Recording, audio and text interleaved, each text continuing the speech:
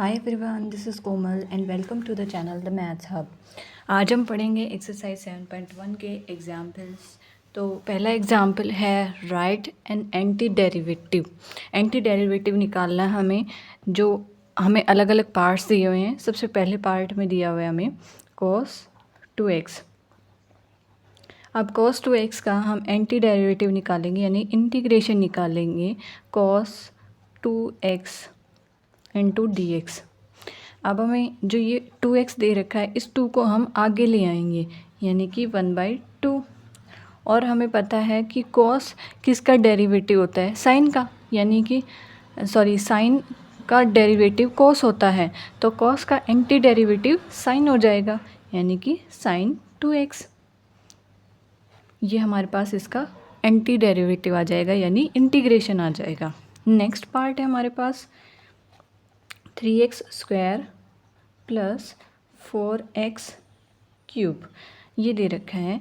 तो x की power यहाँ पे हमें 2 दे रखी है, यानी पावर में एक ऐड हो जाएगा, यानी कि 3 हो जाएगी। 3/3 x की पावर 3। जो हमें पावर होती है उसमें 1 ऐड करना होता है और टोटल पावर को हम नीचे लेके आते हैं, यानी कि 2 में 1 ऐड किया 3 हो गया, और नीचे 3 लेके आए तो 3/3।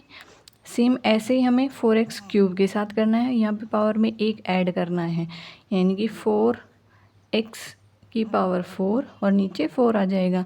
तो 3 से 3 कैंसिल हो जाएगा, 4 से 4 कैंसिल हो जाएगा, यानी इसका एंटी डेरिवेटिव आ जाएगा x³ प्लस में x की पावर 4। नेक्स्ट है पार्ट नंबर 3।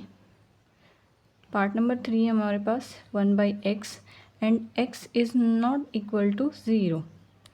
अब हमें डेरिवेटिव चैप्टर में हम पढ़ते हैं कि जो log x है, इसका डेरिवेटिव 1/x हो जाएगा।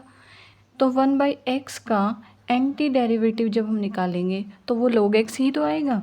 तो 1/x का एंटी डेरिवेटिव आ गया log x।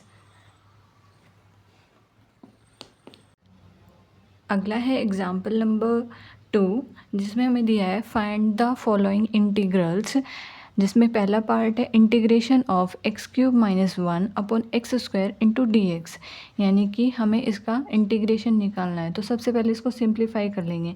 इंटीग्रेशन x³ - 1 और दोनों के नीचे आ जाएगा x² और बाहर आ जाएगा dx।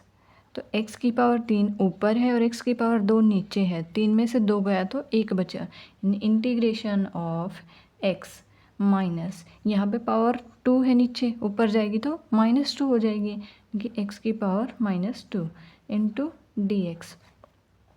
अब हम इंटीग्रेशन करते हैं, तो जैसे x की पावर यहाँ पे 1 है तो इसमें हम एक ऐड कर देंगे और जो टोटल पावर है वो नीचे आ जाएगी। ठीक है, तो ये हो जाएगा x की पावर 2/2 माइनस। अब यहाँ पे x की पावर -2 दे रखी, -2 में अगर +1 करेंगे तो हमारे पास हो जाएगा माइनस का 1। तो x की पावर -1/-1। अब ये जो माइनस है और ये माइनस है, दोनों प्लस हो जाएंगे, यानी कि x² प्लस x की पावर -1 है, यानी 1/x, और प्लस में आ जाएगा c। तो ये हमारे पास इसका इंटीग्रेशन आ गया। सेकंड पार्ट है क्वेश्चन नंबर 2 का, x की पावर 2/3 + 1 इंटू डी एक्स। इसमें हम निकालेंगे, यहाँ पे x की पावर 2/3 दे रखी है, तो जिसमें हम 2/3 में ऐड करेंगे 1 को, यानी कि 2 + 3 और सारे के नीचे 3, यानी कि 5/3 हो जाएगी टोटल पावर। तो x की पावर 5/3 और नीचे आ जाएगा 5/3 प्लस, यहाँ पे x की पावर 0 दे रखी है, 1 है इंटू x की पावर 0। x की पावर 0 है, वो भी तो 1 ही होता है, तो x की पावर 0 है, इसमें एक ऐड कर देंगे तो x की पावर 1 आ जाएगी, यानी x प्लस c। अब इसको सिंप्लीफाई करेंगे तो ये आ जाएगा 3/5 x की power 5/3 plus x plus c। ये हमारे पास इसका इंटीग्रेशन आ जाएगा। पार्ट नंबर 3 है हमारे पास एक्स की पावर 3/2 प्लस 2e की power x minus 1/x into D x, ये हमें दे रखा है जिसका हमें इंटीग्रेशन निकालना है। तो सबसे पहले हम अलग अलग पार्ट्स में डिवाइड कर लेंगे उसको। x की पावर 3/2 का इंटीग्रेशन अलग, प्लस इंटीग्रेशन है 2e(x) dx minus 1/x dx।